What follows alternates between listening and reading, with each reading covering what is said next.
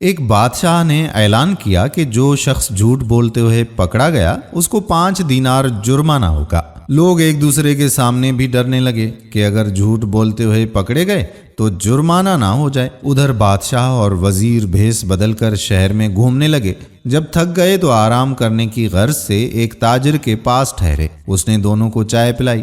بادشاہ نے تاجر سے پوچھا کہ تمہاری عمر کتنی ہے؟ تاجر نے کہا کہ جی 20 سال۔ بادشاہ نے پوچھا کہ تمہارے پاس دولت کتنی ہے؟ تاجر نے کہا کہ 70,000 دینار۔ بادشاہ نے پوچھا کہ تمہارے بچے کتنے ہیں؟ تاجر نے جواب دیا کہ ایک ہی بچہ ہے۔ واپس آ کر انہوں نے سرکاری دفتر میں تاجر کے کوائف اور جائیداد کی پڑتال کی تو اس کے بیان سے مختلف تھی۔ بادشاہ نے تاجر کو دربار میں طلب کیا اور وہی 3 سوالات دہرائے۔ تاجر نے وہی جوابات دیے۔ بادشاہ نے وزیر سے کہا کہ اس پر 15 دینار جرمانہ عائد کر دو اور سرکاری خزانے میں جمع کروا دو، کیونکہ اس نے 3 جھوٹ بولے ہیں۔ سرکاری کاغذ میں اس کی عمر 35 سال ہے، اس کے پاس 70,000 دینار سے زیادہ رقم ہے اور اس کے 5 لڑکے ہیں۔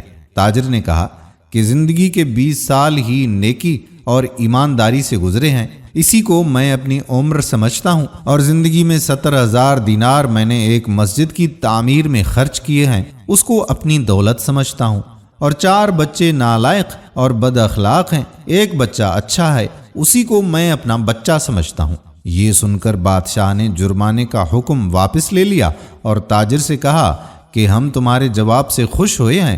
وقت وہی شمار کرنے کے لائق ہے جو نیک کاموں میں گزر جائے، دولت وہی قابل اعتبار ہے جو راہ خدا میں خرچ ہو، اور اولاد وہی ہے جس کی عادتیں نیک ہوں۔ سبحان اللہ۔ اللہ تعالی ہمیں بھی ایسے کام کرنے کی توفیق عطا فرمائے۔ آمین ثم آمین یا رب العالمین۔ دوستو، اگر ویڈیو پسند آئی ہو تو اپنے دوستوں کے ساتھ اسے شیئر ضرور کیجیے گا۔ آنے والی ویڈیو تک اپنے میزبان قادر بخش کلہوڑو کو اجازت دیجیے۔ اللہ حافظ۔